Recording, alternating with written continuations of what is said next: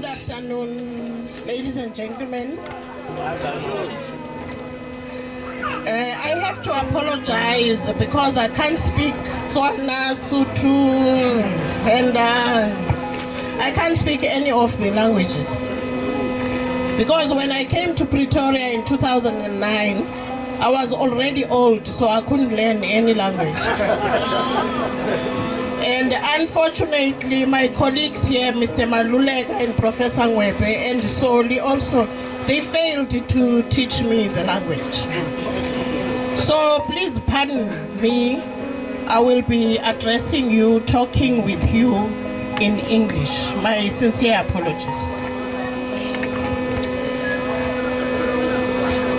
Ladies and gentlemen, this is a great day today. And my sense and feeling is that we are not in a celebratory mood. I don't know whether you will agree with me. The ululations, like, they are very limited and they are not soulful. Can we hear the mothers here ululating?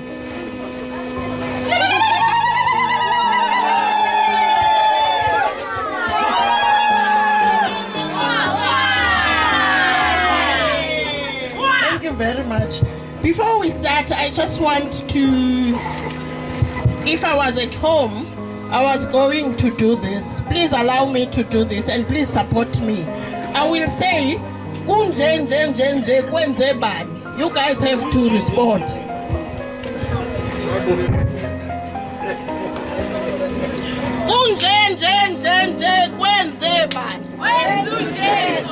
Angeniso.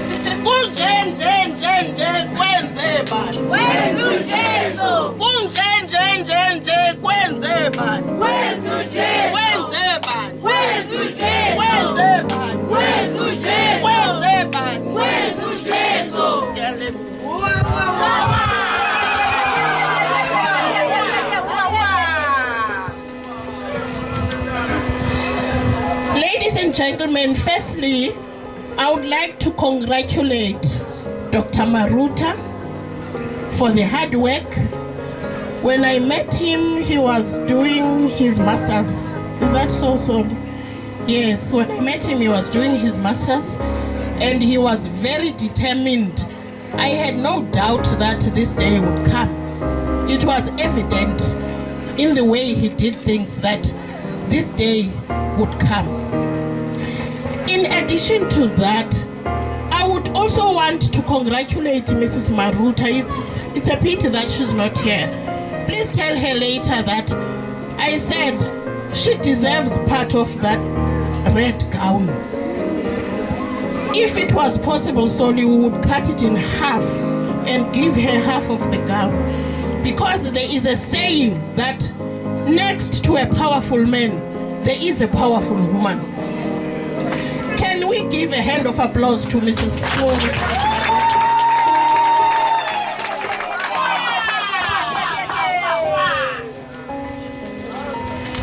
And as I'm congratulating you as a couple, I hope that Dr. Maruta will be invited here in a few years' time, coming to celebrate your wife.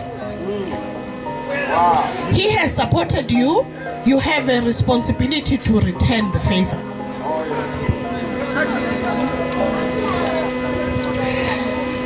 Colleagues, yesterday we were celebrating Youth Day. We were celebrating the heroes of South Africa, the existing heroes and those who have fallen. We were also celebrating the history of South Africa. And the history of South Africa is very unpleasant, especially for us black people. That history is very, very unpleasant. But unfortunately, we have moved from that unpleasant phase. We are supposed to be in a pleasant phase or marching towards a pleasant phase. South Africa is a developing country. We need skilled people. Young people in this area, South Africa needs you. We need skilled people. We need educated people. I know that in this era, we are materialistic. Everybody wants to get a tender and be rich tomorrow. We want these instant riches. For the country to develop, we need people who are going to be educated so that we have educated leaders in future. There are so many opportunities in South Africa right now. Your background does not matter. Your family economy, your family's economic status does not matter. Your color does not matter. Your gender does not matter. Your race does not matter. Your age does not matter. All that matters is what you have in your brain and your eagerness to learn. As I was traveling to Limpopo yesterday, somebody said on the radio, back in the days, if you wanted to do economics and you wanted to do a postgraduate degree, you had to get permission from a minister. That was bad. If you wanted to do a postgraduate degree in the sciences, you needed permission from the minister. Today, you don't need permission from anyone to do anything. We are told that we are short of scientists, we are short of people who are good in finances, we are short of engineers, we are short of this, we are short of that. Why are we short of these things when we have able and capable people in the country? Why do we have to import engineers? Why do we have to import doctors? Why do we import these professionals when we can do it ourselves and government can fund us? I do hope that Soli will motivate most of you because he's coming from this area and he has done it. Let's give him a hand of applause.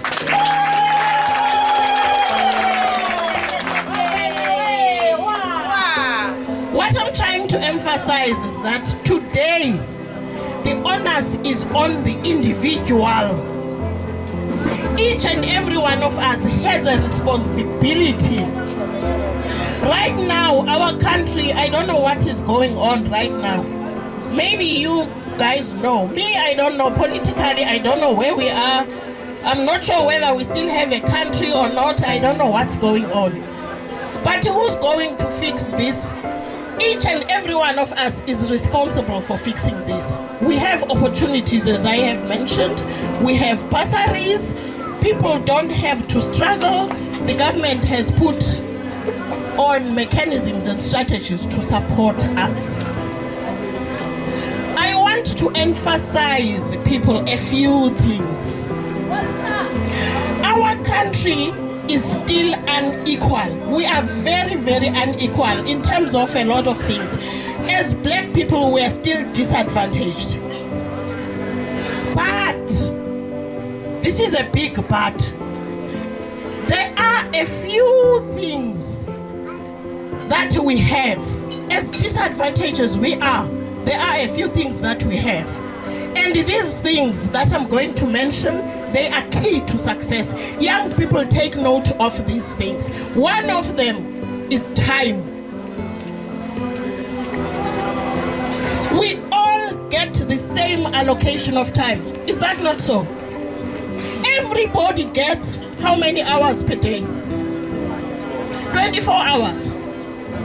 Whether you are poor, whether you are black, whether you are ugly, whether no one likes you, whether you are married, whether you are divorced, I don't care what your situation is, you get 24 hours per day. All of us get that.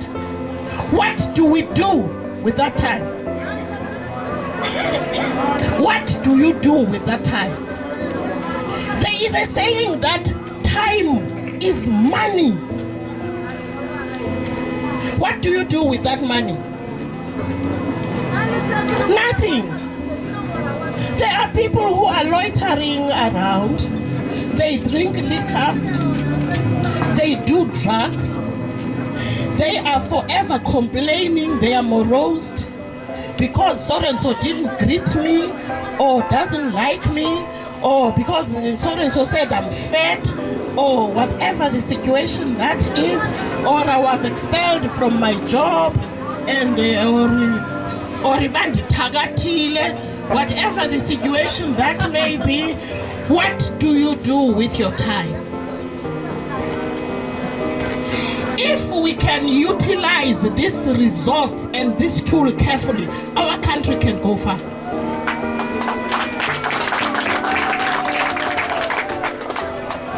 We have this mentality of entitlement. Government has to give us this. Government has to give us this. There is a pathetic mentality where, I don't know whether it's true or not, young people get pregnant because they want to get the grant. That is pathetic. We need to look at the opportunities that we have. We need to look at what we can do, and we need to utilize our time effectively.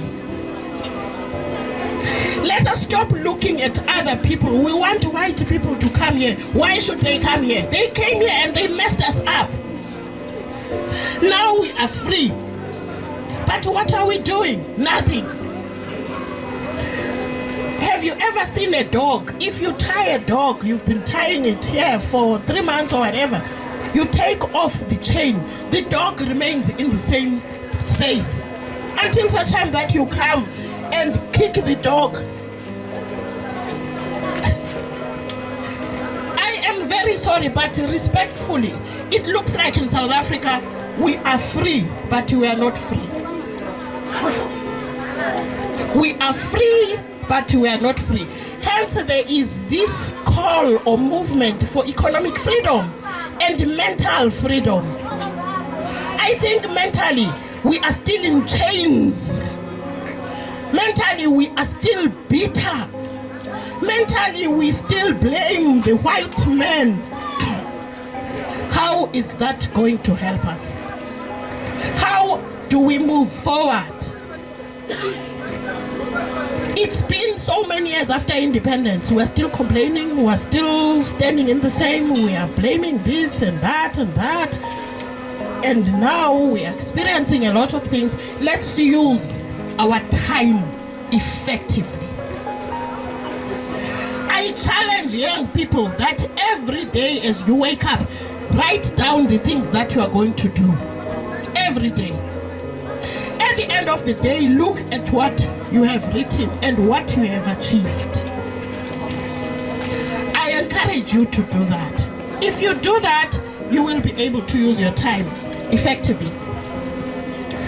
Secondly, people, the most important thing is knowing who you are. You have to know who you are. Who are you? You must not be defined by your circumstances. You must not be defined by other people. You must not be defined by your family background. You have to know who you are. For instance, I am Luyanda Dube. I don't care whether you think I'm ugly or fat or this or that. That's your problem. I know that I'm Luyanda Dube, and this is who I am. And in addition to that, I'm a child of God. Define me any way you want. Define me any way you want. It doesn't affect me. And that knowing who I am made me to develop my own goals, trusting my own God. Say what you want, but this is working for me. That is why I'm here today. When I grew up, I used to tell my children, I used to walk to school without shoes. Such that in the Eastern Cape there will be snow. Sometimes there is snow. And I'm walking on foot about 5 kilometers on barefoot in the snow. In order to warm my feet, sometimes we had to urinate on our feet in order to warm ourselves. The situation was pathetic, but we were never defeated because our parents instilled in us who we are.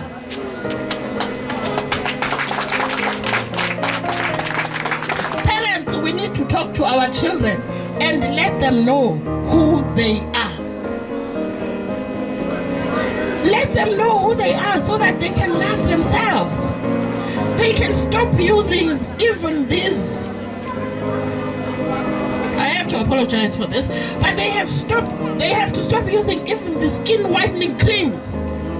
They have to stop even using the weaves. We buy a Peruvian weave for 15,000. Why? Why do we do that? We do all sorts of things that will make us move from our blackness. What's wrong with our blackness? We have to know who we are. We have to be proud of who we are. We need to believe in something. I believe in God. You have to believe in something so that you don't fall for anything. The next thing, and the last one, is attitude. Attitude is key to success. You need to have a positive attitude. In the midst of your unpleasant situation, you need to be positive. There is something that I want to share with you about positive attitude. The word attitude, if you convert all the letters into numbers, like A is 1, T is, I don't know, 20 or whatever, you convert all the letters of the word attitude into numbers, they add to 100.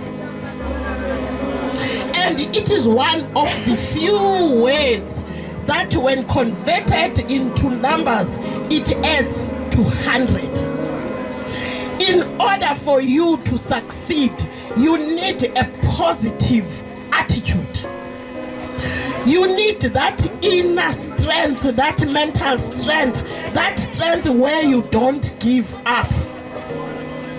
Dr. Maruta will tell you it is difficult to study. It is even worse when you are studying with UNISA because it's a long distance institution. You are on your own. But it is good to study because studying is one thing that you do for yourself and no one can take it away from you.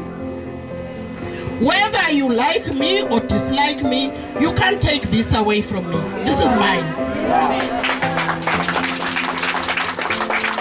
As a mother, it's dead.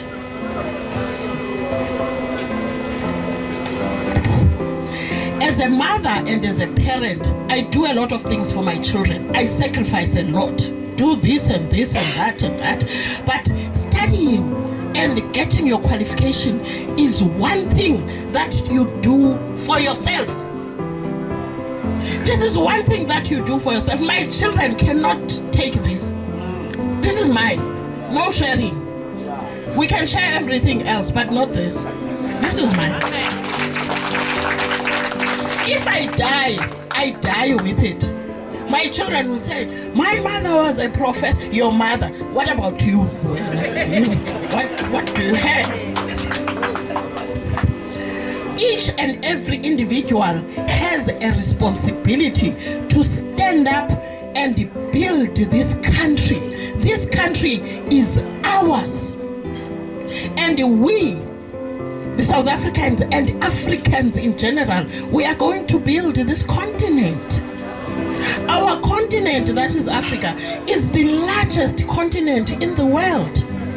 Our continent is the richest continent in the world with a lot of resources, and yet we are the poorest in the world. Why? There is something that we are not doing right as Africans. And we need to sit down and have critical conversations that we can do these things right. We cannot be blaming Margaret Thatcher or Obama or whoever. We have to sit down and look at ourselves and say, let's claim this continent, let us claim this country. People of Limpopo, claim this province, claim this area, and do things for your own people, for yourselves, so that we can be able to save South Africa. South Africa needs us to save, because we are in a desperate situation. Ladies and gentlemen, without wasting any further time, I want to thank you very much, Dr. Maruta, for inviting me, and thank you very much for listening to me. Thank you very much.